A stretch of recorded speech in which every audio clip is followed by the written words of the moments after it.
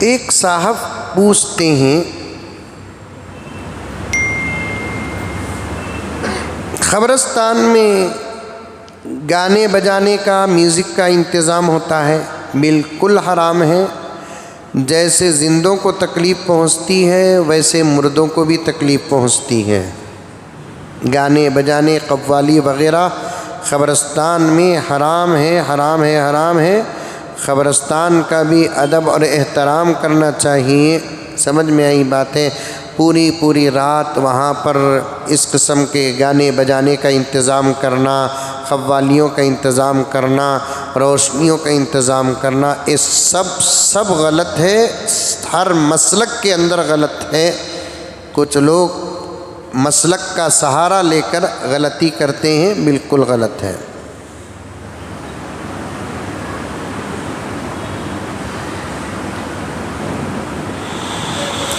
خبروں پر ٹہنی وغیرہ گاڑنا کیسا ہے؟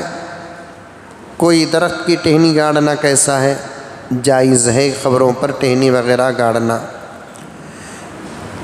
ہاں البتہ پھول بھی ڈالنے کی اجازت ہے، لیکن بہتر کیا ہے کہ وہی پھول کے پیسے غریبوں میں صدقہ کریں گے تو انشاءاللہ تعالی صاحب قبر کو اس سے بھی زیادہ فائدہ پہنچتا ہے۔ سمجھ میں یہ بات ہے؟ خبروں کے سرانے جو پتھر لگاتے ہیں اور پتھر پر نام لکھتے ہیں اور ساتھ میں قرآن پاک کی آیتیں لکھتے ہیں، کیا یہ جائز ہے؟ ہرگز جائز نہیں ہے۔ سمجھ میں آئی بات ہے؟ خبروں کے سرانے پتھر رکھنا، اس میں نام لکھنا، سمجھ میں آئی بات ہے؟ قریب میں لاک ڈاؤن سے پہلے ایک صاحب کی بیوی کا انتقال ہو گیا، تو اب انہوں نے اپنی ماں کی محبت میں خبر کو سجایا اور سرانے کا پتھر بھی بنایا، ماں کا نام لکھا، نیچے زوجہ فلاں بول کر لکھا۔ زوجہ کا تو انہوں بیوی فلاں صاحب کی، نیچے بابا کا نام بھی آگا، وہ بابا زندہ۔ پتھر گاڑ ڈالنے کے بعد بابا گئے بیوی کی قبر پر تو دیکھے کہ اس کا نام بھی ہے، گھر میں آ کر ہنگامہ، میرا نام کئی کرے لکھا، منجے بھی مر جاؤ بولتا، کیا کی کدھر کا، یہ کاول دڑ کا نامہ بھی لکھنا نہیں، تاریخ بھی لکھنا نہیں، کیا ضرورت ہے بھئی؟ تمہارے دادا کب مرے، منجے کیا ضرورت ہے؟ تمہارے دادا کب پیدا ہوئے، منجے کیا ضرورت ہے؟ نشانی کے لیے کوئی ایک چیز رکھ لیجئے بس کافی ہے، وہ بھی ضروری نہیں ہے۔ 10,000 سے زیادہ صحابہ کی قبریں جنت البقیع میں ہیں۔ ایک حضرت عثمان غنی رضی اللہ تعالی عنہ کی قبر کا پتہ چلتا ہے، بقیہ کسی کے قبر کا پتہ نہیں چلتا۔ نشانی رہے یا نہ رہے، اندر کی حالت اندر والے اور اللہ کے درمیان میں ہے۔ ہاں البتہ کچھ نشانی رکھتے ہیں آپ، کیونکہ قبر کے قریب جانے پر بھی قبر والوں کو خوشی پہنچتی ہے، تو لگو کوئی خوبصورت 5,000 کا 10,000 کا زبردست پتھر لگنا اور اس میں کل من علیہا فان ویبقى وجہ ربک ذو الجلال والاکرام کل نفس ذائقۃ الموت لکھ ڈالتے ہیں۔ قرآن کی کتنی بے حرمتی ہوتی ہے۔ اچھا کیسے بے حرمتی ہوتی ہے یہ بھی بتا دیتا ہوں۔ ایک موبائل لائیے، دیکھیے ایک قبر کے سرانے ایک پتھر رکھے ہوئے ہیں، اس میں قرآن پاک کی آیتیں لکھی ہوئی ہیں، اور اس کے بازو اگر کسی کا انتقال ہوا تو وہ قبر کھودتے ہیں۔ اب ان کو لا کر دفنانے کا جب وقت آتا ہے تو ایک بہت بڑا مجمع آتا ہے، تو پھر اسے ٹیکا لگا کر کھڑتے ہیں۔ ادھر قرآن پاک کی آیتیں ہیں، ادھر ہے نا اپنے پشت کو اور پیچھے کے حصے کو لگا لے کر کھڑا رہتا ہے۔ بے ادبی نہیں ہے یہ شیعہ لوگوں کا طریقہ ہے، جنہوں نے پتھروں پہ کتبے لگائے، یہ سب کیے ہیں۔ اگر ویسا بول کر پہچان ہے تو ایک نام فلاں عبداللہ صاحب مرحوم ہوگا، قصہ ختم۔ گاؤں بنگلور، محلہ گوری پاڑیا ہوگا قصہ، تھوڑا بہت وہ بھی ضرورت نہیں ہے۔ قبرستانوں کو اتنا پاک رکھو، اتنا صاف رکھو کہ رات کے 3 بجے بھی جانے کا موقع ملیا تو جانے میں کوئی حرج نہیں رہنا ہے۔ ہمارے قبرستانہ اللہ اکبر کبیرہ، خالی پتھراں چرا کو بیچ ڈالے تو اڈانی کے لیول پر آ جائیں گے۔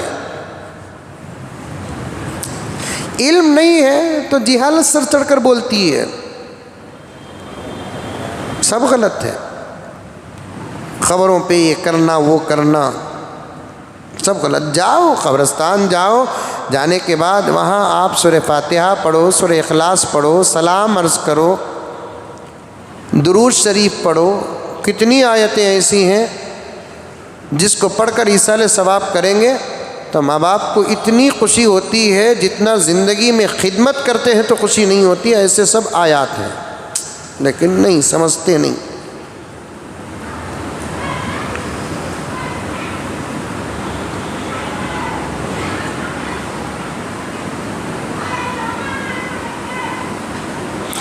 قبرستان سے گزرتے ہیں تو سلام کرنا ہے، السلام علیکم یا اہل القبور۔ ٹرین میں سے اگر سفر کرے تو کیا کرنا؟ قبرستان کے بازو سے ٹرین گزرتی ہے، سلام کر دیجئے، اس میں کیا حرج ہے؟ آپ بس میں کار میں جا رہی ہیں، آپ کا دوست جا رہا ہے، اے عزیز السلام علیکم بول کر گزرتے نہیں گزرتے؟ ایسے کر ڈالو نا، السلام علیکم یا اہل القبور۔ قبرستان کو کس دن جانا اور کس وقت جانا، دن اور وقت قبرستان کو جانے کا طے نہیں ہے، کبھی بھی آپ جا سکتے ہیں۔ ایک مرسل روایت ہے کہ والدین کے قبر میں جمعے کے دن زیارت کریں گے تو والدین کی بخشش ہو جائے گی، فلاں اور فلاں حدیث میں ہے۔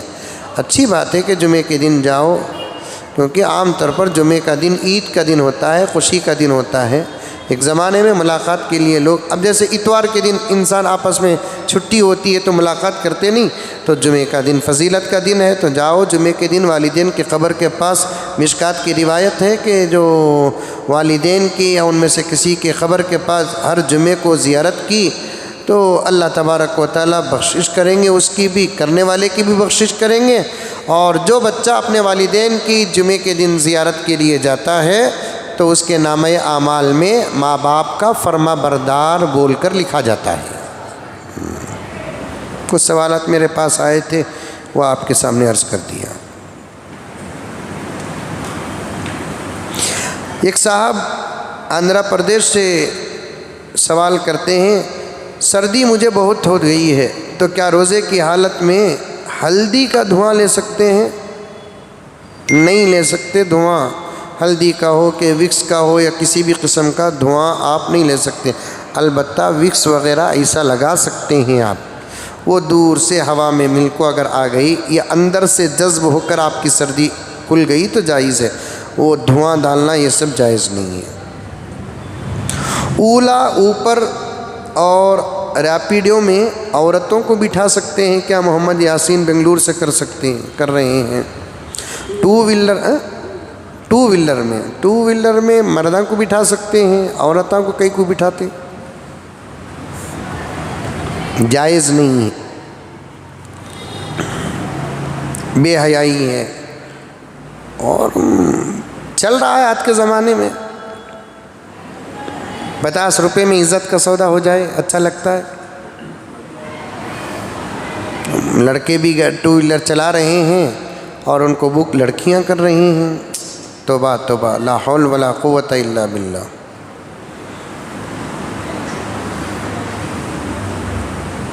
گھروں کے پاس کونسلر لوگ 5,000 روپے دے رہے ہیں، کیا وہ جائز ہے؟ کئی کو دے رہے ہیں، وہ اگر حلال پیسہ ہے وہ دے رہے ہیں تو لینا جائز ہے۔ سمجھ میں یہ بات ہے۔ زکوٰۃ کا پیسہ دے رہے ہیں، آپ زکوٰۃ کے لائق ہیں، لینے کے لائق ہیں تو تب بھی لینا آپ کو جائز ہے۔ صدقہ دے رہے ہیں اور آپ صدقہ لینے کے مستحق ہیں تو تب بھی آپ کو جائز ہے۔ الیکشن قریب آ رہا ہے، میں 5,000 روپے دیا تو مجھے ووٹ پڑے گا، دینے والا بھی گنہگار، لینے والا بھی گنہگار ہوگا۔ 5,000 روپے تو دور کی بات کہ 5 روپے بھی نہیں لے سکتا۔ اور عجیب حال ہے کہ مسلمان غیر مسلموں کو چھوڑو تو انہیں اس کے پیسے نہیں لیتا، سب میرے پاس 100 ووٹا ہی سب، وہ الگ بول کو لیتا ہی نہیں، حرام خور۔ میں نے ایک جگہ پر پڑھا تھا، کتے کا گوشت کھانا حرام نہیں ہے، حرام پیسوں سے بکری کا گوشت کھانا بھی حرام ہے۔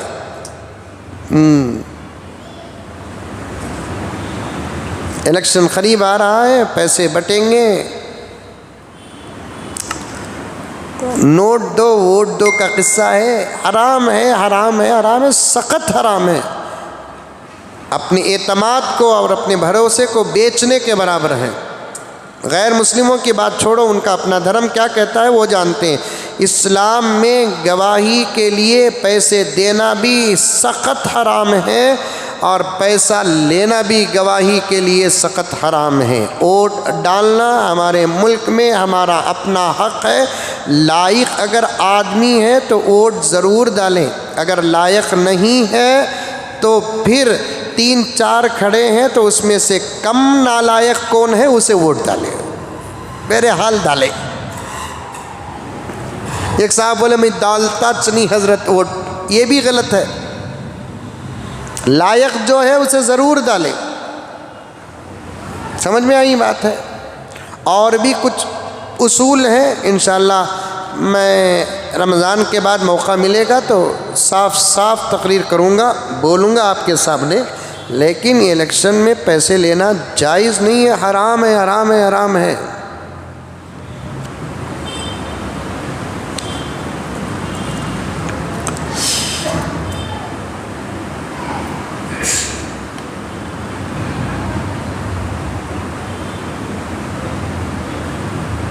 ایک صاحب تلنگانہ سے مریم نام کی بڑا اچھا سوال کرتی ہیں کہ میرے رشتہ دار میں ایک صاحب بیمار ہو گئے تھے، قریبی کوئی رشتہ دار ہیں، انہوں نے نیت مانگی تھی کہ اگر وہ اچھے ہو گئے تو 1 بکرا صدقہ دوں گی، اب وہ اچھے ہو گئے ہیں، اب مجھے کیا بکرا دینا ہے یا بکرے کے برابر کی رقم دینا ہے؟ نیت اگر آپ بکرے کے ذبح کیے ہیں تو بکرا ہی دینا ہے، بکرے کی قیمت نہیں دینا۔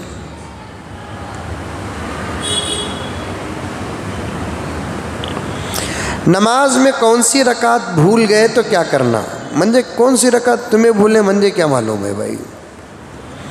ہاں، دوسری رکعت کی تیسری رکعت کی بول کر ڈاؤٹ آ گیا تو ذرا نماز ہی میں زور ڈالنا کہ میں دوسری میں ہوں یا تیسری میں ہوں۔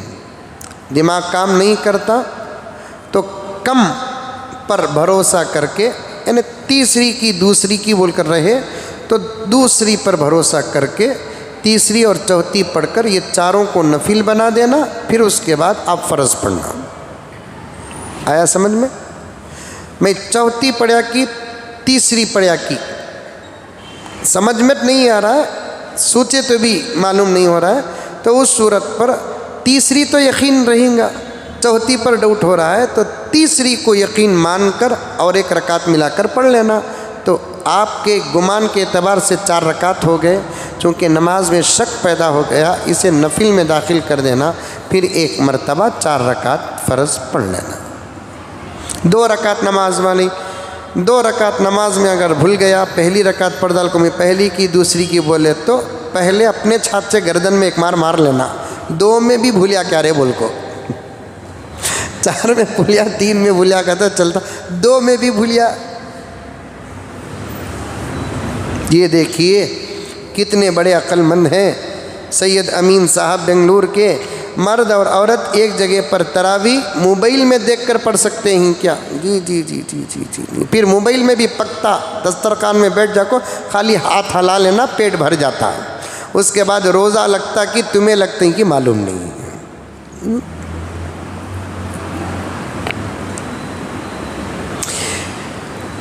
پی ایف، اس کے بعد انگریزی میں کچھ لکھے ہیں، پی ایف کے پیسوں پر زکوٰۃ ہے، زکوٰۃ ہے پی ایف کے پیسوں پر۔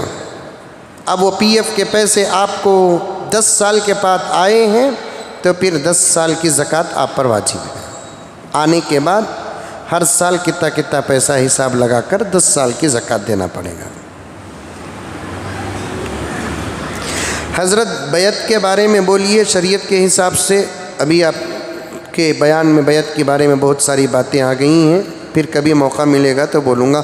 یو پی سے محمد سلیم صاحب فون کرتے ہیں، تراویح کے 4 رکعت نماز کے بعد جو دعا ہے وہ بھول گئے تو کیا کرنا؟ تراویح کی 4 رکعت کے بعد جو دعا ہے وہ ضروری دعا نہیں ہے، سمجھ میں یہ بات، ایک ذکر ہے۔ اصل میں تراویح ترویحہ سے بنا ہے، ترویحہ کسے کہتے ہیں؟ ہر 4 رکعت میں تھوڑی دیر آرام کرنا، وہ آرام کے وقت میں آپ ادھر ادھر کی بات کرنے کے بجائے کوئی ذکر کر لیں، چاہے جو وہ مسنون جو مذکور ہے مشہور ہے وہ چاہے تو کر لیں، یعنی تو اول کلمہ پڑھے یا تو دوسرا کلمہ پڑھے۔ تھانوی رحمۃ اللہ علیہ کے معمولات رمضان اور تراویح میں آتا ہے کہ حضرت تھانوی رحمۃ اللہ علیہ ہر 4 رکعت کے بیچ میں 2-4 رکعتوں کے بیچ میں 25 مرتبہ درود پڑھتے تھے، 25 مرتبہ درود پڑھتے تھے۔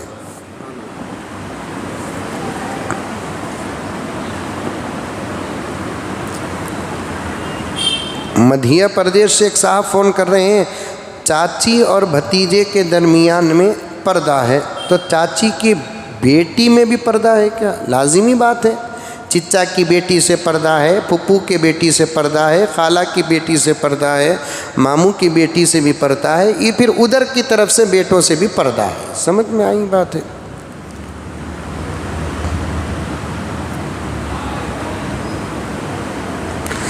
مولانا میں حدیث کی کتابیں پڑھتا ہوں، سمجھ میں تو آ جاتا ہے لیکن یاد کرتا ہوں تو یاد نہیں ہوتا۔ محمد ابراہیم ٹنکور سے فون کرتے ہیں، یاد کیجئے، اپنا قوت حافظہ بڑھائیے، نگاہوں کی حفاظت کیجئے، طاقت والی چیزیں کھائیے، اور حدیث کو تہجد کے وقت یاد کیجئے، فجر کے بعد یاد کیجئے، انشاءاللہ تعالی یاد ہو جائیں گے۔ سفر میں تراویح کی نماز چھوٹ گئی تو کب پڑھنا ہے؟ بہت اچھا سوال ہے یہ، محمد فیاض محبوب نگر سے۔ اب آج رات سفر میں چھوٹ گئی تو پھر آپ کو واپس آنے کے بعد جب آپ کو نماز پڑھنا جائز ہے، مکروہ اوقات نہیں ہے، تو اس وقت آپ اپنی تراویح کی قضا کر لیں۔ فجر کے بعد کریں، ظہر کے بعد کریں، 11 بجے کریں، 3 بجے کریں۔ عصر کی نماز اگر نہیں پڑھے تو تراویح کی نماز پڑھ کر بعد میں عصر کی نماز پڑھ لیں۔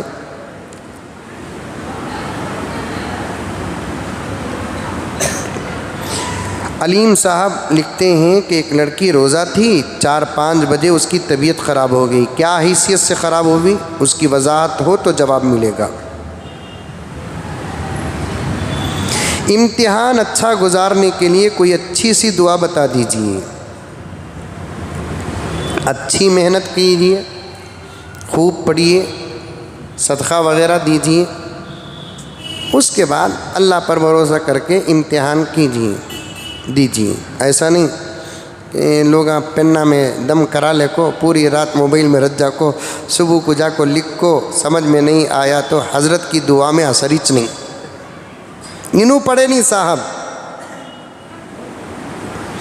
اذان دینے کے لیے کان میں انگلی کرنا ضروری ہے؟ ضروری نہیں ہے، سمجھ میں آئی بات ہے، چونکہ ہمارے حضرات صحابہ سے چلا آنے والا عمل ہے، اس زمانے میں مائک نہیں تھا، اس لیے کان میں ایسے انگلیاں ڈالتے تھے، سمجھ میں آئی بات ہے۔ اب تو ماڈلاں ایسا کرتے ہیں، اصل میں کان میں انگلی ڈالنا ہے، ایسا کرنا ایسا پکڑنا سب نہیں ہے، کان میں انگلی ڈالنا۔ طبیعت کے اعتبار سے کان میں اگر انگلی ڈالیں گے تو آواز بلند ہوتی ہے، سمجھ میں یہ بات، خود کو سنائی نہیں دیتا، نہیں دوسروں کو بھی سنائی نہیں دیتا بول کو، یہ گمان میں انہیں زیادہ بولتا، زور سے بولتا۔ اسی لیے جو بہرے لوگ ہوتے ہیں، بوڑھے لوگ ہوتے ہیں نا، انہوں ذرا زور سے بات کرتے ہیں، کیونکہ ان کی خود آواز ان کو سنائی نہیں دیتی ہے، تو زور سے بات کرتے ہیں، کان میں انگلی ڈالنا۔ اب تو مائک کا سسٹم آ گیا ہے، پھر بھی حضرات صحابہ کی سنت پر عمل کرنے کے لیے کان میں انگلی ڈالنا اچھا ہے۔ بقیہ جوابات انشاءاللہ تعالی کل آپ کے سامنے دیے جائیں گے۔ قبرستان میں چھوٹے بچے 1 سال 2 سال کے بچے کو ایصال ثواب کے لیے بلائی جا سکتی ہے؟ قبرستان میں ساتھی سوال کر رہے ہیں، قبرستان میں 2 سال 3 سال کے بچوں کو ایصال ثواب کرنے کے لیے بلا لے کر جا سکتے ہیں؟ جا سکتے ہیں، بچوں کو بھی قبرستان بلا لے کر جا سکتے ہیں، کوئی حرج نہیں ہے۔ تہجد کی نماز تہجد کی نماز ساتھی سوال کر رہے ہیں، تہجد کی نماز پلنگ کے اوپر پڑھ سکتے ہیں کیا؟ جگہ اور بستر پاک ہے تو پلنگ میں پڑھ سکتے ہیں، بہت اچھا سوال ہے جی۔